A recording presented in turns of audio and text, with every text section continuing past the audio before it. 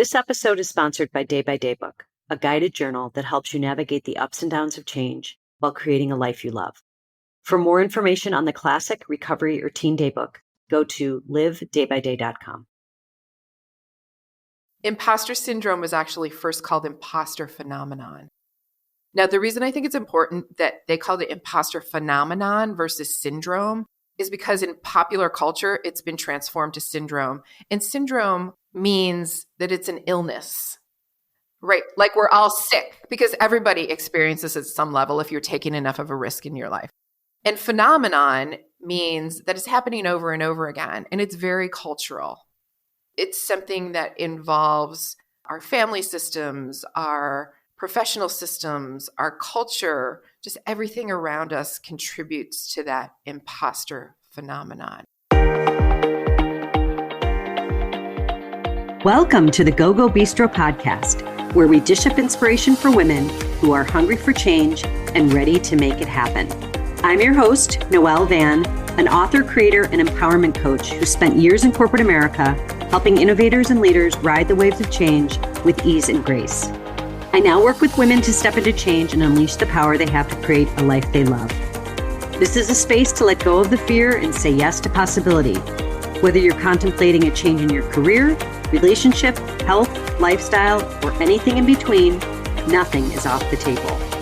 I'll be serving up simple insights to help you manage the ups and downs of change and share my interviews with successful women who took a leap of faith to create the life they knew they were meant to live, sharing their wisdom, advice, and all the juicy lessons they've learned along the way. So join me at my favorite little two-top, pull up a chair, and let's get started. When we think about change, we often focus on one life event that shifts our outlook and sets us in a new direction. But when we experience a series of life changes, we realize that sometimes we're meant to take several detours to end up where we're meant to be. On today's episode, Lisa Connors shares with us how multiple seismic life shifts led her to creating a thriving leadership and executive coaching practice. Lisa is an entrepreneur and trusted advisor to founders, co-founder teams, and visionary leaders. She works with clients to develop the strategy and mindset that are foundational to a successful business. Lisa has produced over 200 podcasts and videos, including Founders and Startups, Ever Better Today, and Ever Better, ranked a top 10 Apple podcast. An advocate for angel investing, Lisa is a member of the Deal Flow Committee for Citrine Angels, which provides early-stage investment opportunities for companies founded by women. Lisa has a curiosity and passion for life that I find truly remarkable, and I'm beyond thrilled to have her here with us. Lisa, welcome to Go Go Bistro. Thank you, Noelle. It's always so much fun to talk to you. So thanks for having me on your podcast. So Lisa, we have so much to dive into because I feel as though I've known you for several years, so I have a bit of your story, but I know there's so much to be tapped into that you have not disclosed. All right, let's do it. Let's do it. And so we're talking about the seismic shifts that have happened that have kind of brought you to the coaching business or into the executive coaching business. So let's start maybe several years back at the beginning of the journey and kind of walk us through some of the changes that kind of have taken place to bring you to where you are. So it can be hard to figure out where to start your story, right? But let's go with when I was diagnosed with breast cancer, and it was right before my 50th birthday. I'm 58 right now. I sometimes just put that out there just so people don't start doing the math. Let me just take that cognitive load off you right now and just say that I'm 58 years old. So I was diagnosed with breast cancer right before age 50. And it was an early diagnosis. I had great health care. I had great people looking out for me. So I was very, very fortunate. And I chose to have a bilateral mastectomy, which means mastectomy on each side. And then I had reconstructive surgery. I came through that very well. And there's 1% chance of recurrence, thankfully. So that caused me to look at my life more expansively and start thinking about who I knew, my circle of people that I spent time with socially and professionally. And I realized that I wanted to cast a wider net. I wanted to know more people. I wanted to have different experiences. And that led me to sign up for Camp Good Life Project, which was a camp for adults that took place in the Catskills, and it no longer happens. It was founded by Jonathan Fields, who's very much an entrepreneur, and he does the Good Life Project podcast. But as a true entrepreneur, he'll do something for like 5 years and then stop doing it because he's done it already. Right. So I signed up for Camp Good Life Project. Didn't know anybody else who had signed up. And here's what I tend to do, Noelle. I get an idea and I go, oh yeah, that's going to be great. And I sign up for it. And then after I've signed up, I go, oh my God, what did I just sign up for? I have no idea what that feels like. I'm kidding. I can relate. Do you do that too? Oh God, yes. Yeah. So that was sort of classic Lisa fashion. I'm like, I'm going to do this. I'm totally going to go and I'm going to meet people. And I sign up and I put down the money and then I'm like, oh my God, I don't know anybody. What am I doing? So actually, like literally, I was driving through the woods on my way to camp and I was thinking, well, I have a car. That's my escape plan. I can always go to New York City. It's pretty close by. Check into a spa if this doesn't work out. But I didn't end up doing that. I went to camp and it was like a 3-day experience. And it's camp in the sense that you make s'mores and there's arts and crafts, but you can also go to these workshops, storytelling workshops, marketing workshops, personal development, all kinds of things, whatever spoke to you at the moment, you could go to that. And so as I was going through breast cancer, I listened to a lot of podcasts and they elevated me. They helped me stay optimistic. They helped me think about the future. So as I listened to those podcasts, I thought over and over again, I would love to do my own podcast. And then my next thought would be, but Lisa, who are you to do a podcast? What do you have to say? Why would people listen to you? And that's the imposter syndrome, right? Yeah. So I went to the camp and I was actually in a storytelling workshop with Marcia Shandor, who's an incredible storyteller. And she had us do these breakouts where we were talking to someone next to us about something that we wanted to do. And I said out loud for the first time that I wanted to do a podcast. And the person sitting next to me then stood up with my permission and shared with everyone in the room. And there were probably like 50 people in the room that Lisa just went through breast cancer to give back. She wants to do a podcast. And everybody started applauding. Oh my God. And I was like, oh, a permission from the universe, from these people in the room to go do a podcast. And people came up to me then the next couple of days and they said to me, you totally have to do that podcast. And I'd be like, well, I don't know how to do it. I don't know what I need. And I'll never forget this one guy said to me, take out your notebook, because we all walked around with these little Good Life Project notebooks. Take out your notebook. And he wrote down for me, buy this microphone, sign up for this service, hire this person, listen to this podcast. And he gave me the steps. And I was like, okay. And then I had a tribe. I had a tribe of people, some people who lived close to me and some people who didn't, who stayed with me and said, did you do the podcast yet? And they came over to my house. We played around with the technology until I got it, good enough that I could go and do my first podcast. And so by the end of that year, I set a goal for myself that by the end of that year, which was 2015, I would do my first podcast, which I did. Oh my God, Lisa. And I mean, I loved your podcast and you were at that for several years, right? Yes. You were very committed to it. And it was, well, and then you went on to do another one, right? So you had the bug. Yes. Oh, I love that. Thank you. And Noelle, you were a guest on that. And maybe we could put a link, if you're comfortable with it, we can put a link to that podcast in the show notes. Oh, absolutely. Absolutely. Now, that podcast led me to something very important. It's the reason I'm a coach today. Because as I started interviewing people for the podcast, they said to me, are you a coach? I feel like I've been through a coaching session because of the questions that I was asking and because of how I was listening and because I would dig deep into what people were telling me and ask them to go deeper and deeper into why something happened, how they felt about it. So after probably the third time someone said to me, are you a coach? I was like, oh, I better listen. I better listen. But now here's the thing that comes to mind too is give a little bit of background of kind of where you came up through the corporate world in terms of you did the podcast, but what did you bring to that? What was the experience that brought you to that place?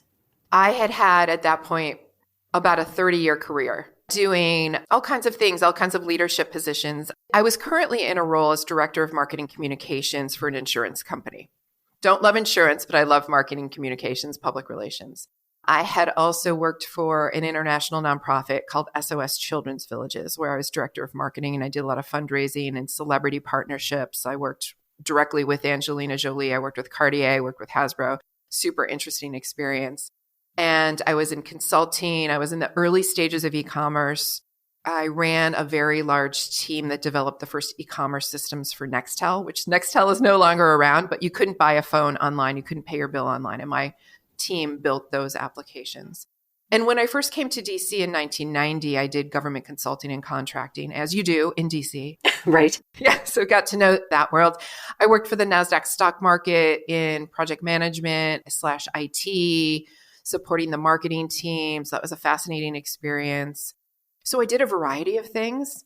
And then when I came to United Educators, which was the insurance company, I went there because it was close to home. It was like 3 miles from my house, which is super rare in the DC area. It was a marketing position, which, as I said, I loved. It was in support of education, and I've always been fascinated by education and always have sort of a toe in the education waters. And it was really close to my son's high school. It was like a half mile from my son's high school, so I could get involved in PTA things, which I hadn't in the past in his sophomore, junior year. So the podcast, the focus of the podcast was? It was called Ever Better, and I just wanted to interview people who inspired me. So I just set out to find people who are doing cool things in the world based on my definition. And I ended up meeting all these people who were doing community building, who were creating their own businesses, and who were really making a difference in the world. And that's why it was so cool to have you on. Like, you and I met during a coaching program. This was during the phase of like, I don't know, what is this coaching thing? Let me figure it out. Exactly. I always say the best part of doing coach training is you walk away with a new friend. It's so true. I feel the same way. I feel like that was very serendipitous that we met through that, because we ended up being like the only two left in our group. Right. I think we agreed. It wasn't a great experience. It didn't have to be. We met a new friend. That's right. That's right. And so here we are years later on each other's podcasts. And today, I have this network that I've kept up with, and things happen to me today, for me today, and clients come to me today because of the connections that I made through doing that podcast. So yeah, it was called Ever Better, which is also the name of my company. And then last year I decided to revisit Ever Better, but I called it Ever Better Today. And I did solo podcasts of 10 minutes or less. And I did 108 of those. And the reason that I did that was because I wanted to see what kind of material did I have rattling around in my brain. I'm in the process of writing a book called The First Time Founders. And so part of creating the podcast was then I created transcripts, and that's all material for my book. It's all material for my coaching. And I also wanted to practice articulating ideas. So it was a challenge to myself to speak off the cuff. I would write down a few bullets for each podcast, but not much more than that. And I just wanted to practice riffing and speaking in an ad hoc manner. I find that so fascinating. Well, I remember when you were telling me that you were going to start doing that, and I thought, wow, this is really cool, because you were doing it every day. It was a challenge, Noelle, yes. It was a challenge. I mean, I remember hearing you and being like, okay, you go, you do it. And you did. Yeah. Well, I started out and I said, I'm going to do it every day for a year, every weekday for a year. And what I ended up doing was sort of bundling them. Like, you wouldn't know this if you were listening to the podcast, but I do like 3 on Thursday. But it became this bigger load than I expected because, as you know, there's a lot that goes on behind the scenes of producing a podcast. So how did the podcast then lead you to the next sort of step in your business? So 2014, I was diagnosed with breast cancer and had the first surgery. And then 2015, I went to that summer camp with adults, Good Life Project. And then by the end of that year, I published my first podcast. And then people started telling me I was a coach. So that was in 2016, and I was still working for United Educators. And then I started studying around coaching and taking coaching clients on. So for the next couple of years, I did that on the side while retaining that job. And 4 years ago, I quit that job. I quit that job and decided to coach full time. Now, and I think this is important for anyone who's thinking about becoming a coach or thinking about quitting their day job for an entrepreneurial full-time endeavor. You want to make sure you have your finances in place, and you want to make sure you understand what this business is. So I had clients in place before I quit my day job. Not enough to pay the bills, not enough to replace a full-time salary yet, but I knew what to do to build that business. So I was on my way. And I can remember part of just the foundational piece of it for you was you were out there talking to a lot of people. I mean, I think you sort of got that engine going before you then said, okay, I'm going to step into this full time and have this be my thing. Yes, exactly. And again, that network from doing the podcast was incredible. And I am a big networker. Yes, you are. You're the glue. I call you the glue. I am the glue. Oh, thank you. I love meeting people. See, and I live in the DC area, and pre-COVID, there was so much going on. Like, I could be out in an event every night of the week if I wanted to. That would be exhausting for me. That would be too exhausting for me. Right. But I made sure that I was out doing something new and different and meeting new people at least once a week. So you built your network, I know, pre-COVID for sure, because I remember you were doing also the workspace that you were, where we work, or, that kind of, where you were doing coaching, daily coaching for people. So it was kind of like you were really building that muscle every single day. You're right. I forgot about that. Thank you for reminding me. So I love co-working spaces. So pre-COVID, I would go to the DuPont Circle area in DC, and I belonged to a WeWork that was there, since closed down. And I also belonged to a place called Cove, COVE, and I think they've reopened. And then I would go to some other WeWork locations as well. And I offered to do what I called speed coaching. And I love doing this. I would do it for free as a way of practicing my coaching and introducing me to just a variety of people. And what I did was I set up 30-minute time slots, and Cove would publicize it, or WeWork would publicize it. People would sign up, and I wouldn't know who was going to walk through the door at any given moment. Like, I had their names, but I didn't know anything about them. So I'd be like, okay, it's 3:00 and here comes Julie, and Julie would be walking through the door, and I would have to totally lean into my true coaching skills of like, hey, Julie, what's going on? I love that about you, Lisa, because I'm telling you, half of the stuff that you used to tell me, I'd be like, oh my gosh, whoa, like that is amazing. I mean, it takes confidence before you actually have the confidence, which I think is always so interesting. It's like, how do you kind of act as if, but then as you're doing it more and more and more, you start to embody it more and more and more. Yeah. So are you a coach, Noelle? Because I feel like I'm in a good coaching session right now. I know that you are a coach. You're an awesome coach. Yeah, because I'm realizing a theme when I didn't realize before for myself, which is that I just put myself out there and I just give myself a challenge and I do it, even if I feel like I don't 100% know what I'm doing. So at the end of the day, I would think like, oh, wow, I just coached 8 people on 8 different topics. And if you're truly doing coaching the way the International Coach Federation teaches it, you don't give the solution. You help walk people through what they're experiencing and what the options are, and they come up with the solution themselves. Now, given my professional background, I often do have some tactics in mind that I share with people, but I will only go there after they've exhausted the options that they have. Because a lot of times I think I know the solution in the back of my mind and I don't. Like, I'll offer it up and they'll be like, no, that's not appropriate. Okay, well, it's not about me. It's about you and what's right for you. And as I was doing those sessions, I was learning a lot about coaching and I was so energized. And it's very interesting that the next day I would feel like I was hit by a Mack truck. Wow.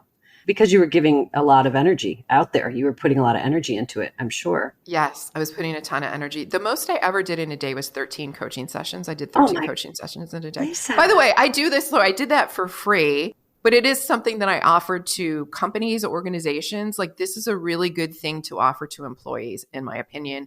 So organizations can hire me like for a day or for 2 days, and people can sign up for a 30-minute slot and have a confidential coaching session with me. And if we get enough people, then I also bring in a colleague or two to help with that. Now, let me ask you a little bit about, just to kind of step back from this a minute, because you have a confidence level that you have obviously increased as you've gone on in your career. But to someone out there that's like, how could I put myself out there and just like say, hey, why don't I just set up a bunch of meetings and have a bunch of people come in and talk to me?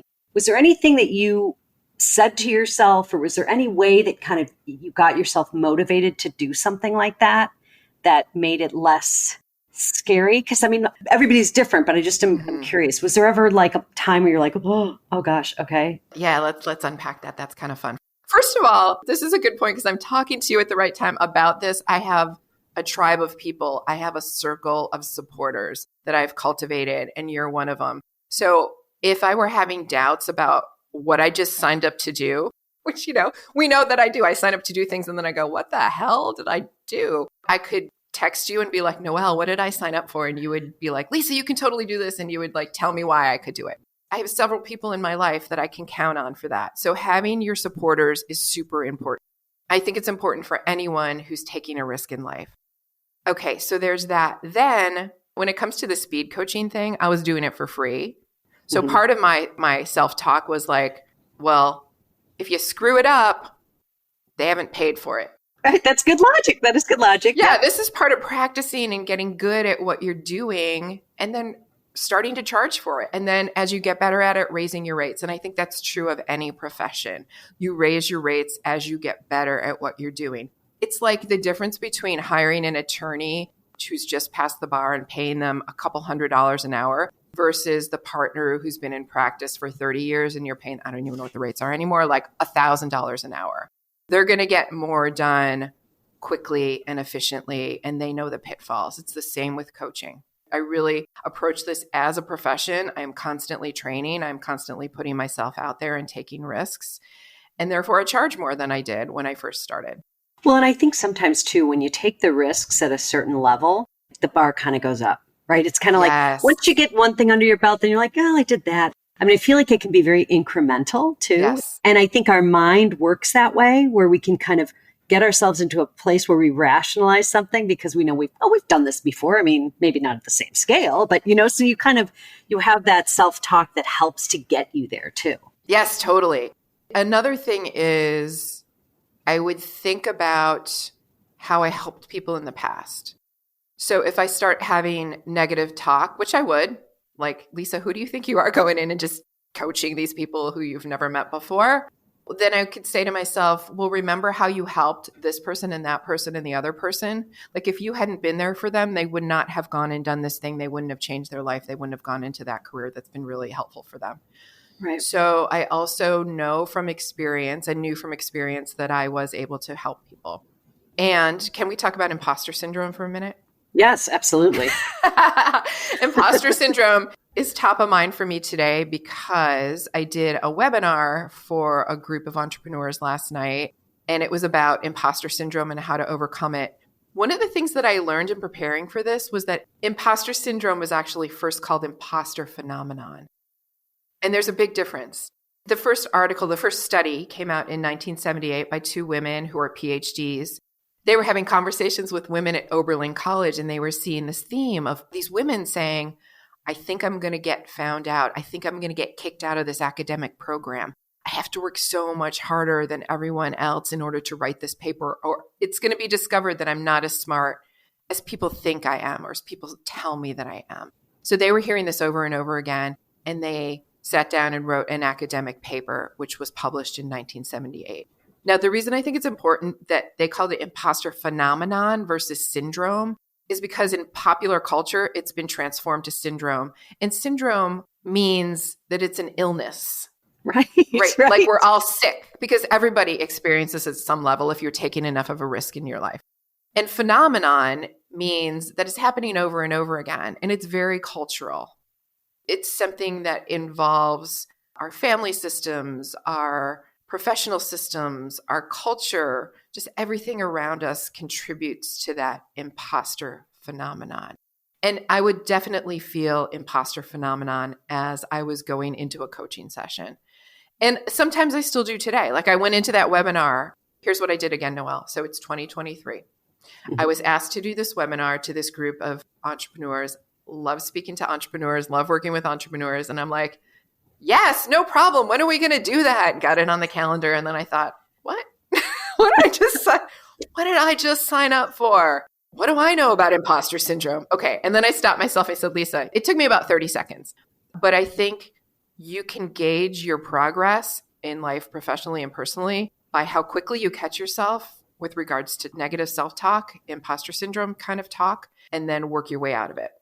It's all about your thoughts, right? It's all about how you think through it and how you reframe it in your mind. And then it's like, oh, this is a learning for me too, right? I mean, it's always a learning when we do stuff like that. Totally. And getting to the other side of it is even better because then you're like, oh my God, I actually did that. Yes, exactly. And that's the thing about imposter phenomenon. It's a feeling, it's self-talk. We're creating this sense of inadequacy. Right. And we can think our way out of it, or we can call a friend, or we can read something inspiring. We can go to podcasts to learn and hear from other people about what they've done. I could go back and listen to one of the podcasts that I've done and know that, oh, wait, I do know about this. So there's all kinds of tools that you can tap into that are free. when you start doing that negative self-talk? So I want to take a little bit of a pivot here. Okay. And I want to ask you about something that I know has come up in your life over the past couple of years. That's something personal, but that I think is a really important thing for us to tap into just a little bit, because I think divorce is something that can put us into different mindsets or any life change, right? Any significant life change. And I just know from how I've seen you through the process that you have grown a lot internally from that. And I'm curious as to, and you can share whatever comfort level you want to share about this, but I think what's really important is that oftentimes I think when personal change happens or shifts happen personally, it can affect us professionally, right? I mean, it can affect how we show up, how we view ourselves, how we put our work out into the world. So I'm more curious about that in terms of the last couple of years have been some ups and downs. And can you just share, what you've taken away from that that's been really helpful or beneficial to what you do now? Yes, I'm happy to talk about it. And thank you for asking. So I have been divorced for about a year and a half, and I am actually happier than I've ever been in my life. I'm not anti-marriage. I feel like it's always important for me to say I'm not anti-marriage. It was just to the point where this marriage was weighing me down. And now I feel freer to try different things and to take different directions and take even more risks than I did before. So let me give a little bit of background. I was married for 24 years, by the way, and we have a son who is 24 years old. He just turned 24 years old. So as a coach, I work with people on all aspects of their life and of their career and of their business. So I approach my coaching holistically. If something isn't going well in your personal life, it's going to affect your professional life and vice versa. Like, we try to segment these things in our lives, but we really can't totally do that. So I always had sort of this voice in the back of my head when I was talking to someone about their relationships of like, Lisa, who are you to coach this person around their relationship? Because there's something that's a little off in your marriage. Now, from the outside, it would have appeared that we had a great marriage. And it wasn't awful, but there were certain things that were a little bit troubling, which is we didn't do a whole lot of things together. He sort of led a separate life. We had different social lives. And 2 years ago, it was almost exactly 2 years ago, I started finding some clues that made me dig deeper into what was going on with him. And prior to that, actually, I had hired a therapist to help me figure out, do I stay or do I go in this marriage? And I'm all for coaching, obviously, and I'm also all for therapy. Yes. You can have two different people or even more in your life who help you figure out different aspects of what's going on and what you're experiencing and what you have experienced, and to help you achieve your goals. So thank God for this therapist, because as I started discovering these clues, I brought them to her and I said, I don't know what I can do about this. And she said, well, you can hire a private investigator. And so I did. And that led me to discover some other things. And I ended up realizing that this marriage wasn't all I thought it was. And I took steps to get a divorce and was able to close that out pretty quickly. So within 6 months, 7 months, I was actually legally divorced. I retained our house, which is fantastic. And I have redecorated it. Let me tell you some of the things that I've been doing differently since I've gotten divorced. So yeah, I have redecorated my house. I've totally changed it because I wanted to make the feeling that when you walked in, you felt like you were in sort of a spa environment or more like a beach house. So I have, sort of soothing colors, and I've started painting furniture, which my therapist recommended to me. She was like, you might want to try doing furniture painting. And I was like, no, I'm not. I said, no. Wait, why did she want, what was the purpose for that? Was that more to kind of go inward or something, or just meditate? Yes, it's something that she does, and she enjoys the creativity of it and knows that it is soothing and healing, and and it just brings out a whole other side of your personality and your brain because you're being super creative. So I was like, no, I'm never going to do that. And then I started watching some videos on it, and I was like, well, that's cool. And then I started on a couple of small pieces of furniture, just painting floral, and then it's sort of over took me. And like, now I look at a piece of like an antique, nice wood furniture. And I'm like, oh, I have to paint that blue. You know, I have to put flowers on that. I have to put some butterflies and birds.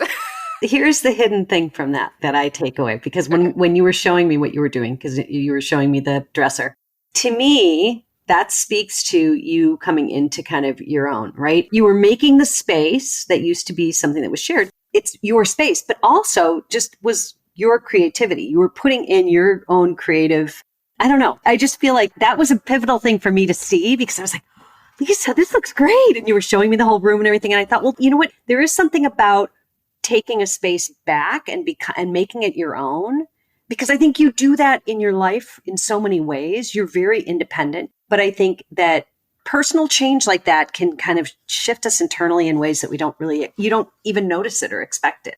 Oh, I love that. Thank you, Coach Noel. There is something about personal space, and especially when we're going through things in life, it's like, I think it shifts and changes. Yeah. But speaking of which, when you look back, because I think of all of the shifts and changes that you've talked about, because you really have, you've progressed in your career in so many different ways, and you've had these sort of detours here and there of, you know, health concerns and then personal stuff. How do you describe, if we were to talk to you 4 years ago, maybe, or 3 years ago, how would you describe yourself then versus where you are now? Wow, that's such a good question. I didn't realize how much my marriage situation was weighing me down. And I would have told you that I had the perfect life 3 years ago. And I would have told you that when I went on vacations with my husband and he sort of went one way and I went the other, that was okay because we were being independent, and I would have justified it. And now I look back at the things that I made accommodations for, and I think, okay, well, I'm glad I figured that out. Like, it was good at the time. It was pretty great at the time, actually. But now I think that life is fantastic. And I'm sure if you talk to me 3 years, when we do this podcast 3 years from now, I'll be like, wow, I thought I was in such a great place back in 2023, but like, life is incredible right now. Why is it incredible right now? Because I'm tapping into that creative side of my brain and looking at things differently and considering, how can I make this space that I'm in even more beautiful and attractive to be in for myself and also other people who might come and stay here, because I've also set it up as a home that I can swap through this website called Love Home Swap. So my environment is very important to me. Also, my social life has expanded to the point that it's never been at before, ever in my entire life. I started doing meetups where I would go on hikes. And as I do, I just show up and I don't know anybody, right? And next thing you know, I've made a friend or two. And so there are these women, and we happen to all be divorced. And we're always like, who wants to go to happy hour? Who wants to go to dinner? There's this group of us, and we all support each other, and we have a great time together. And we have a WhatsApp thing, and we're texting, and that's super fun. Yeah. So that's that circle. But I've also taken more time to create deeper friendships with people and new friendships with people. And it's incredible. And I've spent more time focused on my family relationships as well to try to make those even better, and taking time to build my business in a different way. You know, continuing to develop my skills has always been important to me. And I've realized that I love working with founders of companies. And so I've become an angel investor. I've become involved with the Angel Capital Association. In fact, in May, I'm going to Las Vegas to be a part of their annual gathering, and I'm giving away coaching in the silent auction. And I couldn't have imagined doing this 3 years ago, but that puts me with these entrepreneurs that I love being with and involved in angel investing. Not that I have a ton of money to invest. I don't right now yet, but I will in the future as I grow my business. I'm writing my book, First Time Founders. So I've decided to really, really focus in on working with founders and leaders of entrepreneurial companies. I love that. That just kind of answered my next question, because it was going to be what's next. And that sounds like you've got a couple things in the hopper. I do. Oh, let me also talk about, I work out a ton. I love working out, and it's part social, but it's also that I want to have 6-pack abs when I'm 60. I wanted to have them when I turned 58, but I didn't achieve it. I need a little bit more time. 6-pack abs at 60, and I want to normalize that. Like, that should be normal. I love that. That's never been normal in my world. It's just a goal for me. So it shouldn't be like, oh, I'm turning 60, I'm so frail and I can't try new things. No, I'm turning 60 and damn, look at all these things that are available to me to try. So I do solid core, which is an intensive workout. I do Pilates through Club Pilates. I belong to Equinox Gym. I play pickleball at the Y. I walk. I run a little bit. I love doing these things because I love working out physically. It makes me feel better. I love gaining flexibility and strength, but it's also social. Like tomorrow night, we're having a big Pilates party at somebody's house. I love it. Well, Lisa, I love spending time talking to you. You know, once again, I will say you and I could talk for hours and hours as usual, but I thank you so much for coming on and sharing your path with us. We're going to put by the way, all of Lisa's information is going to be in the show notes too, just so if anybody's interested, there's so many fun, exciting things to learn on her podcasts, both podcasts. But it has just been such a joy because I just, I love you. And I think that you're doing so many things that so many of us could learn from. And I feel like your confidence has just been helpful for me, at least in terms of my journey, in terms of just tackling new things. So thank you. Thank you. Thank you, Noelle. Thank you for being a part of my tribe. And as things get hard for me, I always know I can call you. And so that's super important. So I appreciate you. Yes, you too. Okay, well, that's it for now. Until next time. Thanks for listening to the Journeys Through Change podcast. You can find us on Spotify, Apple Podcasts, or really wherever you get your podcasts. And be sure to follow us and leave a review if you've enjoyed this episode. And share it with a friend or on social media to spread the good word, so more women like you can find us and join in on the fun. For more information on the podcast or Day by Day book, go to livedaybyday.com.